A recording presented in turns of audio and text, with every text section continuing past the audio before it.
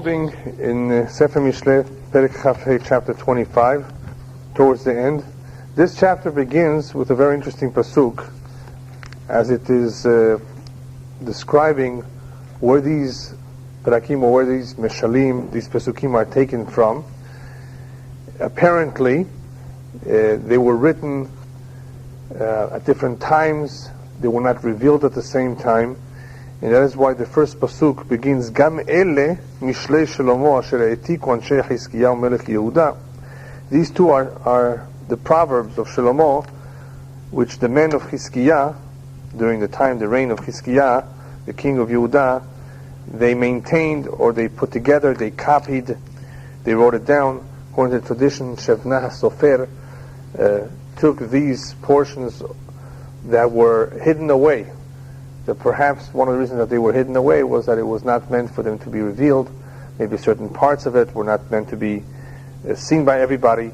Nevertheless, they combined it and they all put it in the same sefer because they all belong to Shlomo Melech. He actually had said these words, but they were put together later. And he says as follows in Pasuk Bet, Kevod Elohim aster davar ukvod melachim hakor davar. The honor of Hashem is to conceal certain matters, whereas the honor of kings is to search out and to investigate certain matters. This is the first half of the pasuk is a very well-known idea that there are certain things that it is more proper to just hide and not disclose, not to further investigate them. That is the kavod of Hashem. And that relates to, of course, the mysteries, the many things that the human mind is not capable of understanding. There are quite a few. One of them is called Maaseh Bereshit, Maaseh Merkava, which is the very, very deep Kabbalah. The very few people actually enter, and even those who enter are warned before they enter that there are certain things you should never ask and never try to understand, because you never will, and if you try you will go crazy. And people in the past have gone crazy, literally, out of their mind, by trying to figure out certain things that it is beyond human comprehension. It is not possible for us to know and to understand everything there is. So we are told beforehand there are certain limits. Don't expect to know or to understand everything. And that is a very important idea in Judaism, especially for those who are contemplating to do teshuvah, to become stronger in their emunah. They have many questions usually. And they should not be disappointed if they don't get an answer to every question. One of the answers to some of the question is, we don't know. And that's a perfectly good answer. Because we don't know everything. And the words of Chazal, the words of the rabbis, or as he calls it here, Kvod Melachim, one interpretation of the honor of kings, is that their matters should be discussed.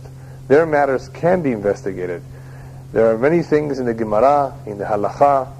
These are things that you can discuss, that you can investigate, you can delve into deeply and learn about it.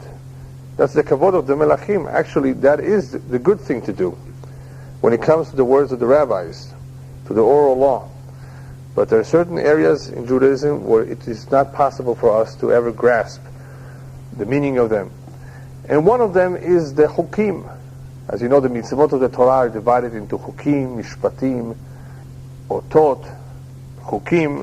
Chukim are the decrees, not to eat pork, not to eat anything which is unclean, not a pure animal. Why not? And it has nothing to do with health reasons. We just read about it in Parashat Shemini. Had it had anything to do with health reasons, the Torah would have said, "V'nishmartem me'od lenafshotechem." Be very careful, do not eat certain things. Not only does the Torah not say those words concerning non-kosher food, it does not even list the poisonous mushrooms, the poisonous herbs that exist in the world. Don't eat those things either. Why? Because the Torah, in relating to us the prohibition of food that is not kosher, food that's unclean, does not communicate to us that the reason is because they're dangerous to your health. It may be that that's one of the reasons, but that's not the primary reason. The reason is, Kikach Hashem tzivah. That is what Hashem says. That is what He commanded. It's a decree, it's a chok. Ve'en lecha reshut leharher achrehen. You have no right even to try to figure out. Why not? Why can't I figure out? But let me try. because if you try, you may be taking away a very important link. The link between the commandment and the giver of the commandment. You know why it's not good? Because it's unhealthy. Sooner or later you'll think that. Those who you teach to will think that.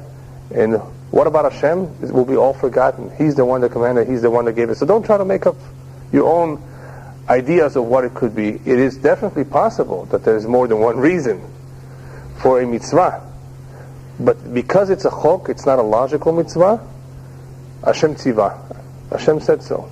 Yes? Do we have a sort of, Rabbi, that in the future these things will be revealed to us? Do we have an understanding? Well, the Mashiach will give us the insight? The prophet does say that when Mashiach will come, Hayemit, the truth will come out, and the da'at, the knowledge will increase, million times more than what we know today.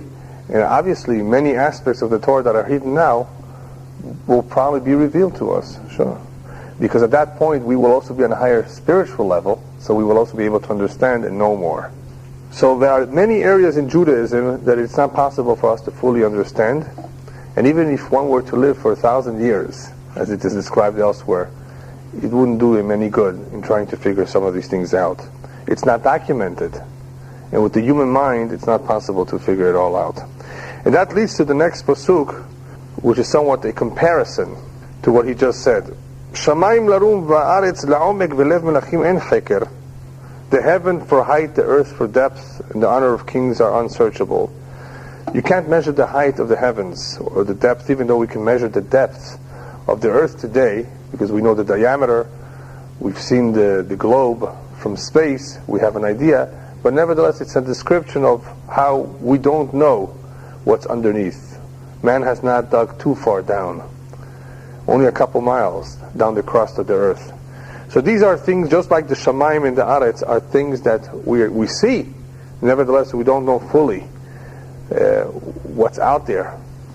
And the same thing with the Lev Melachim. Lev Melachim, the hearts of kings, meaning the hearts of kings, they are exposed to so much going on in the kingdom, so much going on in their life, in detail. Just like it is not possible to fully describe what goes on, as one saying goes, even if you were to use all the pens in the world and all the ink, all the oceans of the water, if all the waters in the ocean were ink, it would not be possible to describe everything that is going on in detail.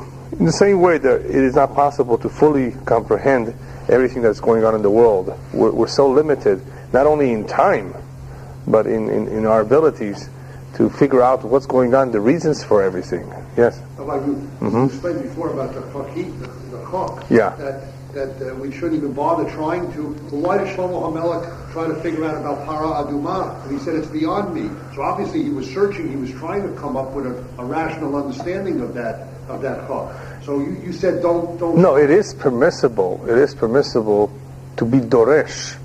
There's 4 levels. There's 4 levels in the understanding of the Torah, and there's also Shevim Panim La Torah, the 70 faces of interpreting.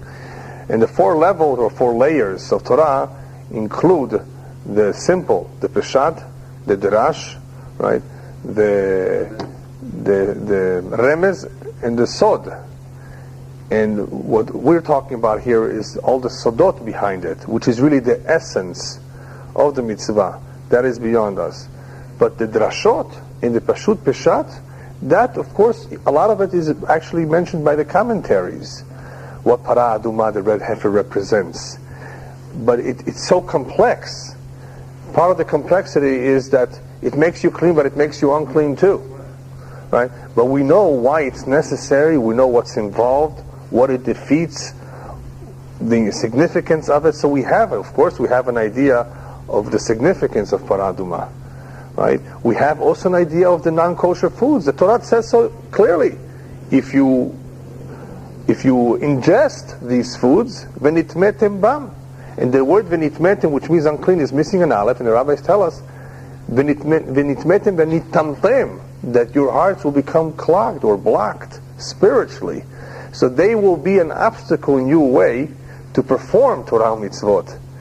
which is why Parshat Kedoshim follows not too long after. Kedoshim to you. I want you to be holy, I'm holy, I want you to perform the mitzvot. And guess what? If you eat zebra meat, you won't be able to perform the mitzvot.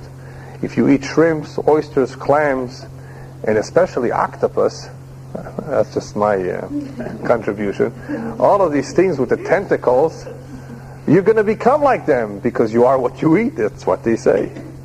Yeah, we have a tradition that they definitely give us, the foods we eat contribute to our personality in some ways. So, Peshat, Derash, we have. But the essence of the mitzvah, why is Hashem so against this? And it's not, had Hashem really thought that it's not healthy, he would have made it asur for all the goyim too. The goyim eat a lot of it and they're very, very strong and healthy. So we know it's not that.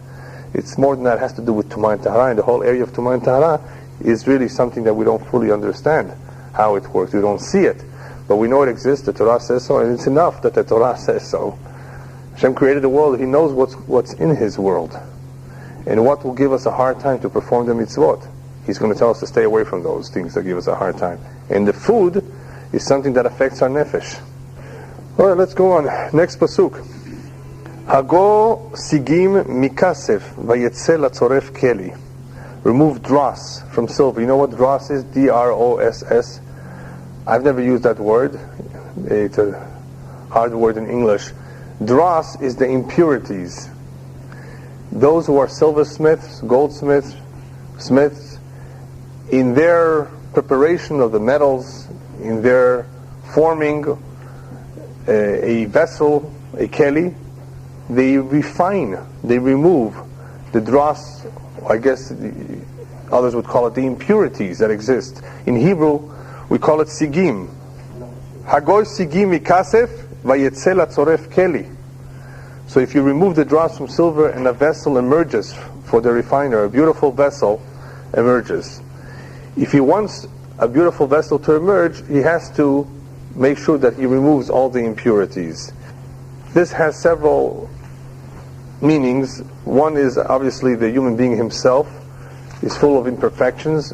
We are born with certain imperfections. It is part of our jobs to perfect ourselves. And the mitzvot, or actually the Torah, is a map or a guideline of how to achieve that, how to live our lives, how to accomplish what we have to accomplish, and how to refine our character. Believe it or not, a great deal of a Jew's life, and even of a non-Jew's life, needs to be devoted to perfecting his character, and that is one of the most difficult parts for him to do. If his mazal is good, then his livelihood will be easy. He won't have to work too hard. If he has good kids, a good spouse, then he's blessed at home. The life is easy. As they say in this country, success is smiling, something like that. It's smiling on him. Yeah. Well, Hashem is smiling on him. He blessed him. But character, that's a whole different story. That's very difficult. A person can learn all these books by heart if he has a good memory. And that's a gift. Did not require too much effort on his part. He still has to make ishtadlut, as we call it in Hebrew, effort. But if he succeeds or not depends on how good of a memory, how good his retention is. Character refinement, that's a whole different story. That's a real milchama. That's a real battle, and that's a continuous battle, and it never ends. You can never change yourself completely, because you are born with certain traits, but you can discipline yourself. You can rein down the animal within you. And that not everybody is busy or thinking about doing it. They're thinking about making money, they're thinking about taking a vacation, remodeling their homes. That's what's occupying most people's time. But in reality, this should be a real big part of an individual's life, to work on himself.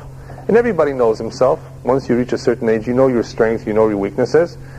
And when we're talking about strength, by the way, we also talk about maximizing your potential. Sometimes that potential is dormant, and it's chaval, it's a shame.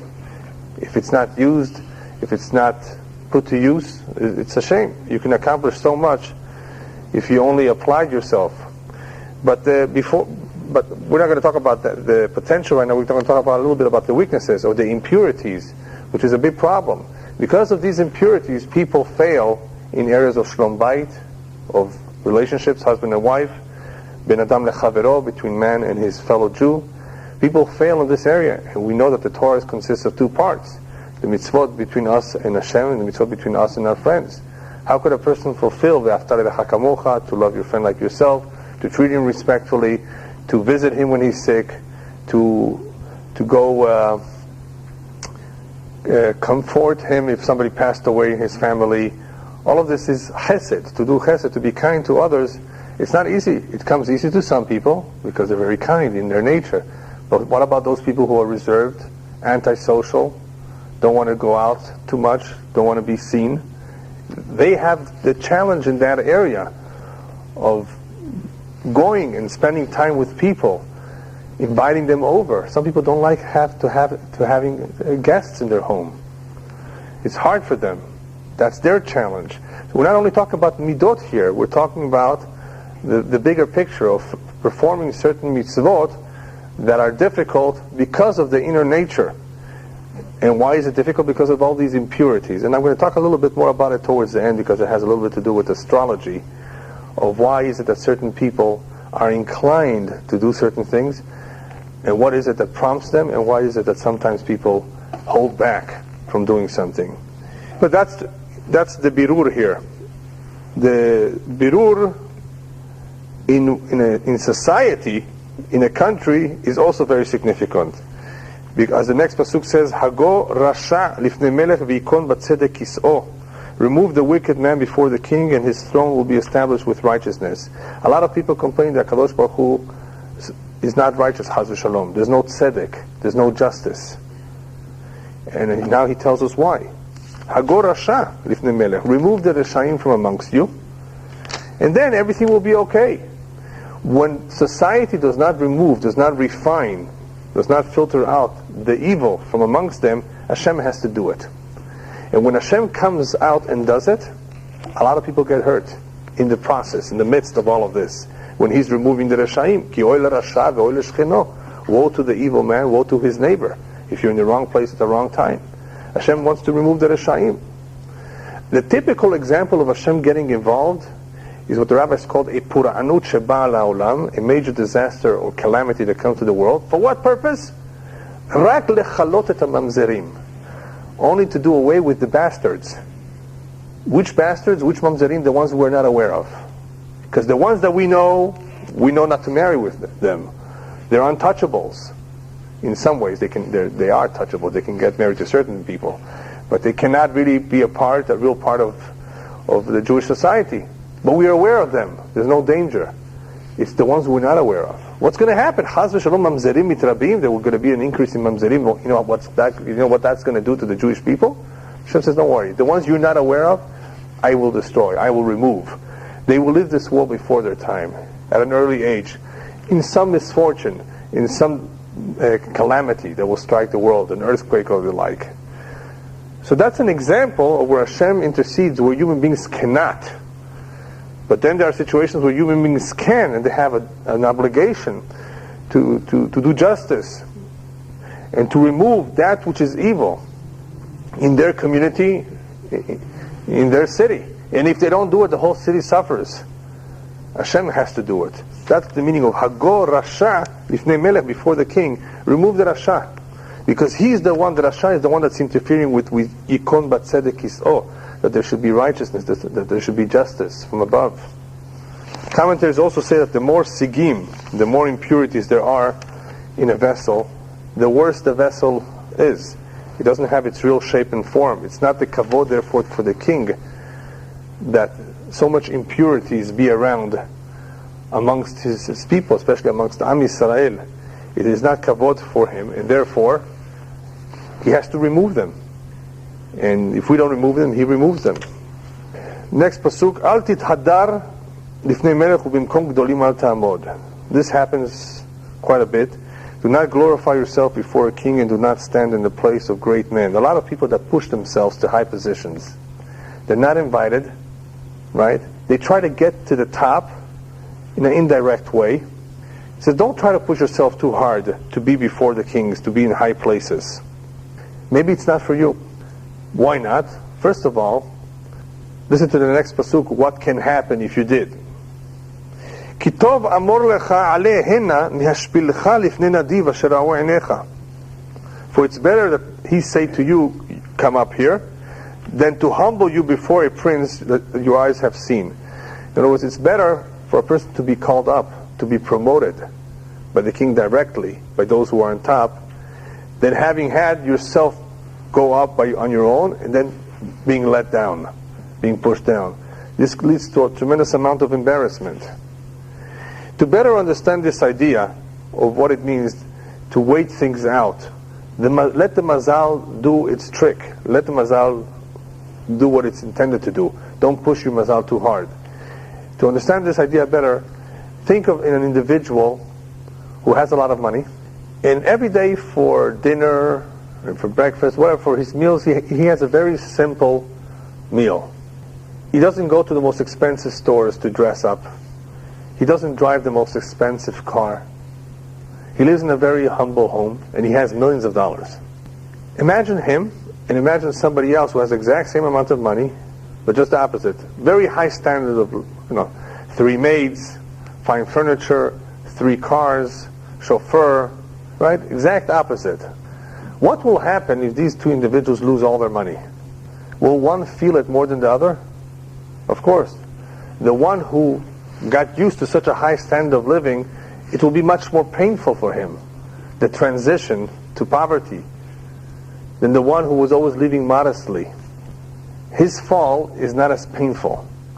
On that the Midrash says that right before Mashiach comes, Shamanta Avita Kasita Ele Shlosha Darosh Lifnei Mashiach, we will be living in 3 generations, beginning with probably 1938, 39, maybe a little earlier or so. 3 generations where the standard of living will rise. Much more than any other period in the history of mankind. People will be very comfortable. Never have people been so comfortable as they are today, relatively. You still have people in Sudan who are not very comfortable. What I'm talking about in the Western countries. And these people, because they're comfortable, what's going to happen, Chas v'Shalom, if there is something similar to 1929, was it? When the depression took place? You're already seeing right now at the gas pump, $3.50 for 91 octane. Yeah? And what happens if that goes to $10? And it could, because Persia is crazy. I didn't say Persians. I was careful to say Persia. Right? Iran, right? They might do something crazy. And they will do. Not might, they will do a lot of crazy things. And that's going to cause tremendous havoc. And that's going to cause prices of fuel to go up. There may be a lot of terrorism. There may be other problems. And then people, of course, may not feel as secure. No matter how much money they had, it may be worthless. And who will feel it more? Those who were used to all the comforts. And they will not have those comforts. When those who live a modest life will have it easier. It still will be painful, but it will be easier. So that's part of the idea of what he's trying to say here. Don't push yourself there in case you fall. Leave it to them to elevate you. Leave it to your mazal to bring you up automatically at its time. Don't push yourself to get there. If maybe you don't belong there, and if you did, you may fall, and it becomes very painful then and embarrassing. Yeah. In order to get there, you have to put effort. So, That's right. In order to get anywhere, you have to put some effort. When this happens, so it's like, That what? how does your mazal get it over? Well, you make reasonable efforts to get where you want to get, as long as where you want to get is a reasonable place. Don't push it too hard, and don't try to get all the way to the top. You can aspire for that, but don't push yourself. Rabbi said it in different words. Lo litchok tasha'ah. Don't push the hour. Don't push your mazal too much. If you see that things are not so easy, if it's meant for you, it's going to happen anyway. Yeah, but don't push it. Why is this being said? Because there are people who push themselves, and in the end they fall, and it's very embarrassing. Next pasuk.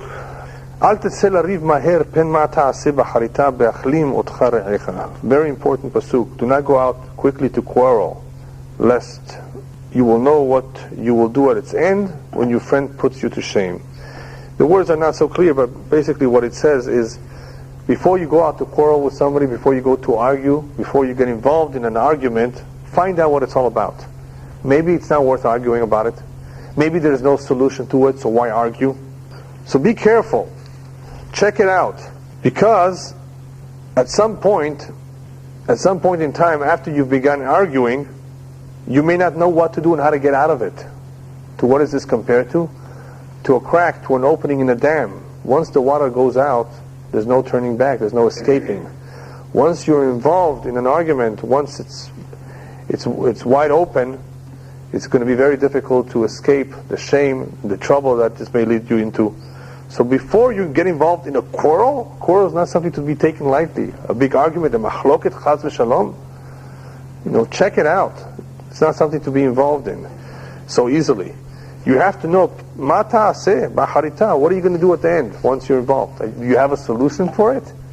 So become familiar with what's, and these things happen in life all the time, whether it's with your in-laws, whether with your own spouse, your kids, your neighbors. There's arguments, and you have to be very careful. Should you get involved? If you're going to get involved, you have a solution for it. Otherwise, it can become very complicated. But if you do get involved in an argument, then that leads us to the next pasuk. Before we go into the next pasuk, the last words of this pasuk said, "Be'achli motcha ra'echa." You may come out embarrassed from this. You may be put to shame. Had you not gotten involved, you might have saved yourself a tremendous amount of shame and scandal. So therefore, look into it before you do it. But if you do get involved, rivcha riv et re'echa v'sod acher al tigal. Be careful to just have your quarrel with your friend, but do not divulge another secret. There's two ideas in this pasuk, two very important ideas. Have your quarrel with your friend. Husband and wife have a disagreement. The kids don't have to hear about it. It's not good, it's not healthy. Have it just with your spouse. It's okay. You may disagree. You may have some argument. It shouldn't last too long, hopefully you'll come to some resolution. Right? But don't do it in front of other people, especially if you're going to raise your voice. It's going to be a problem. So that's what he means. Rivcha rivet re'echa. If you have an argument, if you're getting involved, do it quietly. Don't do it in a public place. And that applies not just to husband and wife, it applies to anybody. Don't let other people hear about it. It's better to keep it quiet. Stay away if possible from the courts. Stay away if possible from a beit din. Try to resolve it with your re'echa, with your friend. And if you do get involved in the argument, and it's a very heated argument, a very heated exchange, sod acher al tigal. Be careful not to reveal the secrets. I'll tell you something about your father now that you're not going to like. Be careful with that. If that's a secret, if it's not meant for anybody to know, a person may easily get very, very upset and introduce things that have nothing to do with the argument whatsoever, and it's lashon hara, and it's other terrible things. Don't be careful not to introduce anything else. Again, why is he saying this? There's a lot of pieces of information here that we did not learn or cover in the first chapters, but they're so true, they're so relevant, they're so real. People make this mistake of talking about other things because they want to feel stronger, they're confident, they want to make a point. Take care of your argument, get to the point, resolve it, and don't introduce any secrets, things that should not be made public. Why?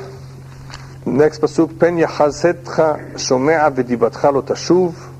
He translates here, lest one who hears embarrass you, and your slander cannot be taken back. Somebody hears about it, he will embarrass you for having said something like that. And the diba, the lashon hara, the slander that came out cannot be taken back, cannot be repaired. What was said is said, the damage is done. So therefore you want to be careful in all these arguments. What are you going to say? How are you going to approach it? The lashon hara that comes out of it can be very difficult to repair, if at all.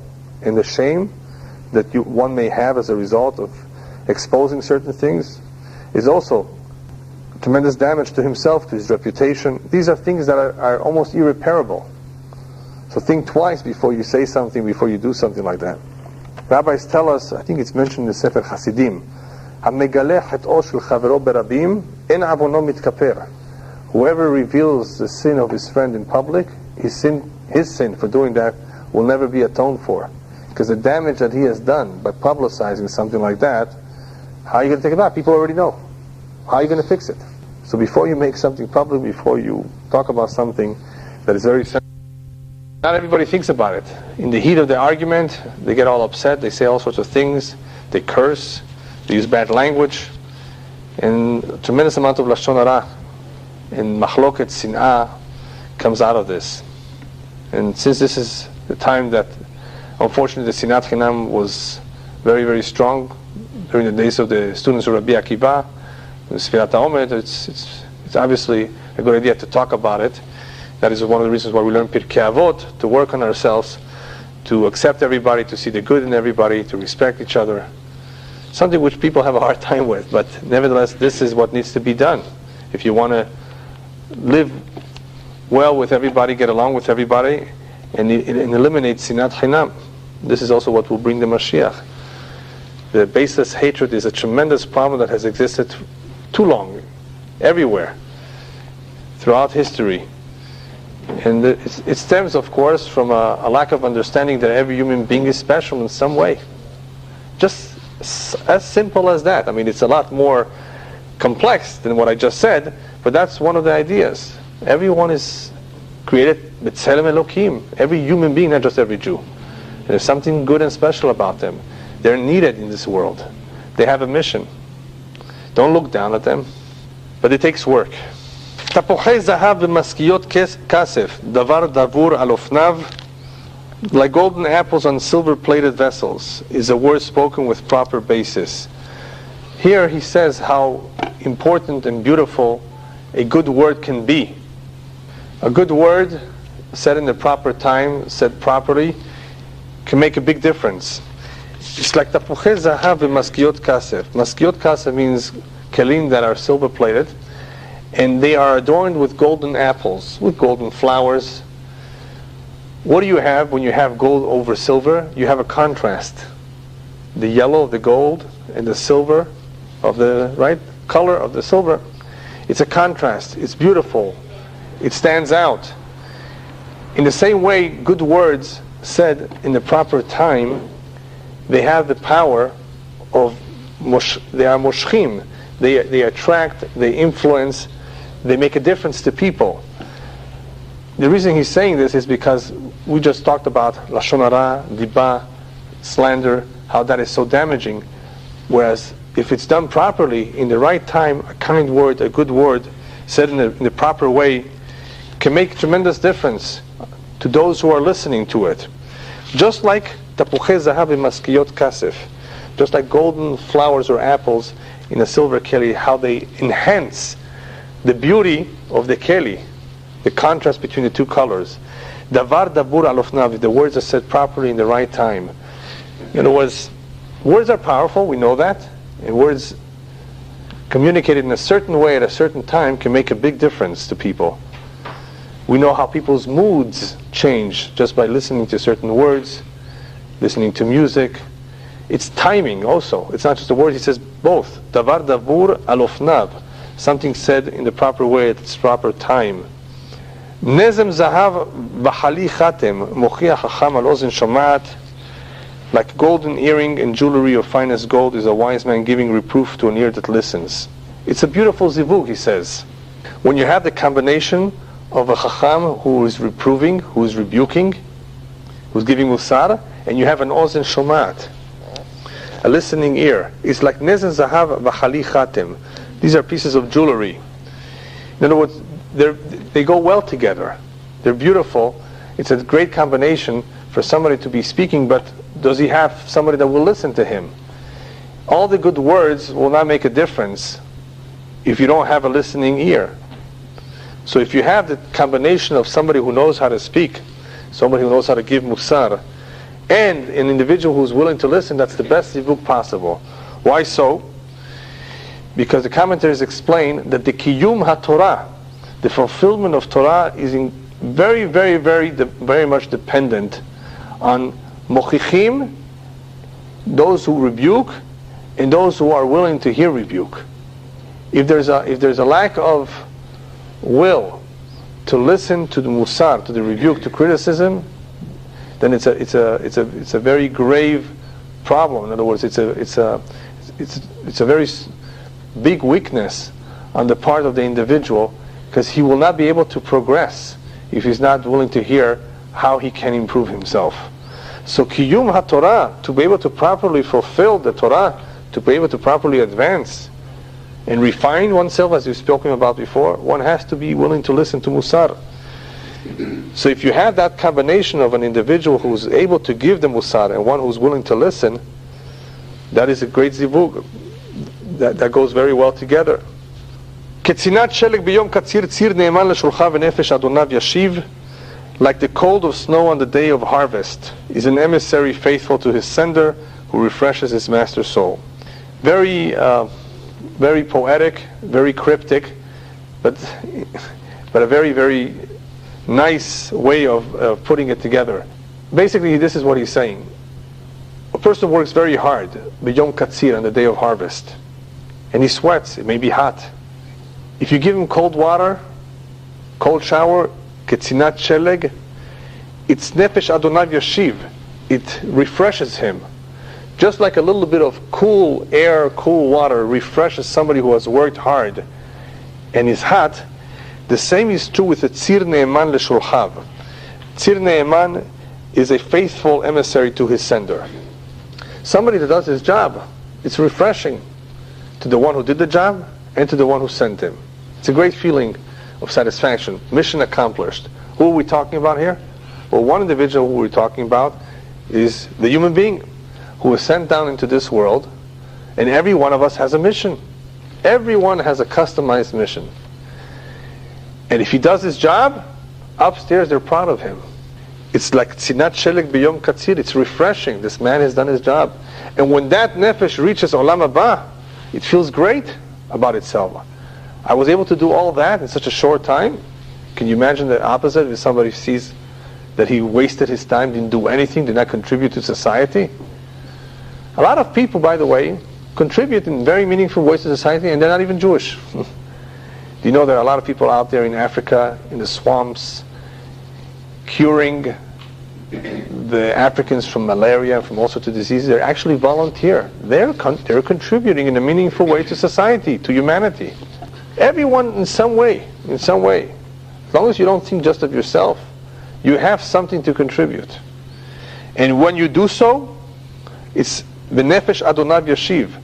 It's refreshing to the sender, to HaKadosh Baruch Hu. He's happy. And it's refreshing to the neshama himself when he's able to look back and says, oh wow, I did accomplish all of that. So it's a very satisfying feeling. It's very fulfilling for somebody to accomplish something that is meaningful, obviously. And he should know, as soon as you're old enough, you should know that you have something that nobody else has. And you were given the tools to do whatever that something is. And go out and do it. Don't stay home. Don't be lazy. Because if you stay home and you're lazy, you're probably not going to do anything. Nesi'im v'ruach v'geshem ayin ish mithalel b'matat shaker. Clouds and wind but no rain, so is a man who boasts with a false gift. Oh, this is a terrible problem that exists, unfortunately. But before we get to this problem, we're talking about messengers. You know who else is a messenger besides a human being? Rabbis tell us, Cholaim ne'emanim. When a Kadosh Baruch Hu sends disease down, the diseases are agents too. They're emissaries. And they are reliable. These messengers are very reliable. Reliable for what? They know exactly when to leave. They know when to come, and they know when to leave. When a person is inflicted with something, Min HaShamayim, they've already decided for how many hours, how many days, how many months he's going to have whatever it is. As Rabbi Yehuda Nasi, the Gemara tells us, had toothaches. That's very painful for 13 years. And after 13 years, they decided because of some incident that the time has come for him to recover. Very painful, right? You know all about it. So they are reliable because they come and go whenever they're told to. But now we've come to a very, very significant pasuk. I think it's very significant because there are unfortunately too many people that fit into this category. Nesi'im v'ruach v'geshem ayin ish mithalel b'matat shaker. The translation is clouds and wind, but no rain. When you see clouds and you see wind and you are a farmer, you're happy. You want the rain to come down. What happens when you see the clouds and you see the wind and no rain? You're very disappointed. So is a man who boasts with a false gift. You know that there are a lot of people out there that they promise to help you, and in the end they don't. They promise that they will help you. They promise that they will give you tzedakah. They promise that they will do something for you, and at the end they turn you down. That's very disappointing. That's very painful. A lot of people have suffered a great deal in the hands of such individuals who make a promise and they are capable of delivering, and in the end they let you down. Very painful. It's like clouds and wind but no rain. And what does this come from? Either we're talking about outright liars, they want to impress you, or we're talking about an individual who initially had the ratzon, had the goodwill to help, and later changed his mind. And that's what I want to talk about a little bit now, astrologically, why that happens. So I saw this in the name of the Gaon of Vilna, but I would say a little bit different than this. But this is what he said. This is what is mentioned in the name of the Gaon of Vilna. Whenever somebody has the desire to be generous for a moment, that's because the Yesod Haruach Itgabrabo, the element of air, has all of a sudden increased or intensified in him. We're all made up of 4 elements: air, fire, water, and earth. And some people have one more than the other, an emphasis on one element. And as a result of the various elements, people have different ideas, different desires, different interests, different feelings, different ways of communicating, and so forth.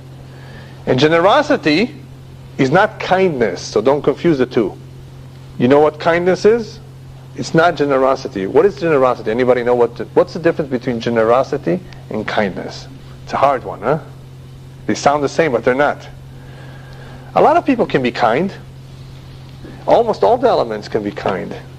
A generous person is generous, is grand. He does more. That's what generosity means. Not just kind. You can be kind with giving somebody $1. You're kind. You're caring. And you're giving too. But you're definitely not generous. You see the difference? Nedivut in English is generosity. Generosity in Hebrew is nedivut. And they say in the name of the Gaon of Vilna that if a person is generous, it's because the ruach in him has intensified. Momentarily, that yesod, that element has become strong. I'm not so sure 100%, but if they say so in the name of the Gaon of Vilna, then it could be right. I think it's also a combination of other things. But nevertheless, let's assume that it's yesod ruach, which makes some sense, because ruach, those people who have a lot of air in their element, they have sometimes these lofty ideas of doing a lot, of doing something in a grand or revolutionary way, depending if it's Aquarius, Libra, or Gemini. They have a different way of expressing it, but it's possible that there's that generosity in them that comes out and does more, and they think of others more than of themselves. Possible. But that's what it means when a person has all of a sudden this moment of being a nadiv, generous. The ruach, the yesod ruach has developed or intensified in him. Then what has happened to him? Gaon of Vilna says, or they say it in his name, when he regrets it, it's the element of earth that has intensified in him. Earth. You know why earth? Earth is very, very practical, very pragmatic, down to earth. Could be very stubborn, could resist change. And it's this element that causes a person sometimes to regret. What does it mean to regret? To feel bad, to be serious, to tone something down. All of a sudden, 1 minute before, all this excitement. No more excitement for now. Everything is quiet. That's the earth. The earth restricts. The earth disciplines. No! It's too much to give $10,000 for this cause. See what I mean? $1,000 is enough. It's interesting because it's true that the elements definitely have a lot to do with how we feel and why we do certain things. And you know what? People can do and feel different things at different times of the day, not on different days. One way in the morning and one way in the evening. And they're not moody. We're not talking about moody people here. We're talking about people who are logical, people who are strong, but they felt one way in the morning and they feel another way in the afternoon, another way in the evening. And of course, one who does not learn Torah, does not learn Musar, will not see his mistakes. According to the Kabbalah, your first feeling about somebody, about something, is very, very reliable. Whether you're dating, whether you're thinking of doing a mitzvah, a good deed, whether you have a certain suspicion about something, your first inkling, your first inclination, it can be very, very real. Why? Because you haven't had time to analyze and to judge and deliberate, which you need to do in certain areas. You have to deliberate and you have to think about certain things, but not about others. When it comes to doing a good deed, go by your first inkling. If it's a good deed, go by it. If your first inkling about an individual was, you know what, I don't know, it doesn't look like it's going to be a smooth ride or a smooth relationship or whatever it is, if it's a shidduch, a partnership, your first inclination is pretty accurate. Then you start analyzing and this and this and this, and you may cover up. You know how many people knew that they were not for each other when they first met? But he or she thought, well, I'm going to let that go. She's going to change. When she gets married to me, of course, she's going to be different. No, she's not. Or not, I'm sorry, I have to be fair. No, he's not going to be any different. He's the same temperamental individual before the wedding. He will be the same temperamental man after the wedding, unless, of course, he works on himself. So if you see certain things before the wedding, be very careful with them, because usually they don't change, unless the person is very strong. Anyway, that's why people feel differently at different times, because obviously their personalities, their character is such a character or such a personality that at certain moments they feel one way, and if they don't overcome it with their mind and with their logic, with the proper hashkafa, then they're simply like waves of the ocean, going with the flow and not going with what really is the truth, the proper hashkafa. Yes? What did the Gaon of Vilna say about fire and water people, Rabbi, in terms of the generosity? I already gave a lecture about that some other time. You just talked about the air and the earth. Yeah. I'm going to get, you mean the fire, the water? Oh yeah, I'll mention that in the next point that I'm going to say. The last pasuk that we're going to cover today is pasuk tetvav, be'orech hapayim yefuteh katzin v'lashon rakat yishbor garem. The ruler is won over with slowness to anger, and a gentle tongue will break a bone. Also, very important pasuk, a very famous pasuk, especially the second half, that a gentle tongue will break a bone. What is he talking about over here? The simple meaning, the commentaries say, is that when there is erech hapayim, when a Kadosh Baruch Hu is slow to anger, when he's not going after you, that is the time to do teshuvah. That is the time to use tahanunim, lashon rakah, prayer, gentle voice, to turn to Hashem, because that is the time where you still may succeed to be mevatel de gezerah, to turn over the decree. So lashon rakah, the gentle voice, could be talking about tefillah and tahanunim, prayer, and asking Hashem for forgiveness. That's one meaning. The other idea here is that it pays to be sometimes calm and not to react when somebody gets very angry. In other words, you can win over the ruler with slowness of anger. The ruler is upset at you. Don't get angry. Don't answer back. Don't yell back. Be slow. Go with the flow. He's going to calm down. The weather is going to change. Who are we talking about? We're talking about the fire people who are quick to anger. Just ride it out. Don't deal with it. You can win over the ruler. You can win over these people who have this problem with kas and anger, with being orech hapayim yourself, with just being calm, with being patient. And with a soft, gentle voice, which is the water, with warmth and affection and with a hug sometimes too, then of course you can accomplish a lot too. Tishbor garem means you can break a bone. Somebody who's very, very hard, very tough. But if you use Lashon Rakah, if you use a gentle, soft voice, you can accomplish a lot more than fighting outright with them. Very important, very good advice on how to deal with people, whether these individuals are rulers, somebody who's your boss perhaps, or whether it's your spouse, whether it's a child. Patience is a virtue, right? Lashon Rakah is definitely something very, very powerful. It's a Lashon Rakah, it's a gentle voice, but it goes a long way, and it accomplishes a lot. And if we're dealing with the Kadosh Baruch Hu, obviously, these two are very important. To take advantage during the time that Kadosh Baruch Hu has not yet done anything, Khalila, to punish us, and to beg for teshuvah, to turn back to Him, and to use prayer and supplication, which is Lashon Rakah, Lishbor Garem, which is to break the bone. What bone? To annul the decrees, Chas v'Shalom, if they're out there, that they shouldn't come down. Once they've come down, it's very difficult to turn over, to cancel, to undo. But before the Gezerah comes down, it is still possible to change. And the other meaning is in dealing with individuals who are temperamental. You can't win. If you try to win, you lose. Have you heard that? You never win in a war, you always lose. Try to avoid it, and it's very easy. Be patient and be gentle. Okay, B'ezrat Hashem, we'll continue next week.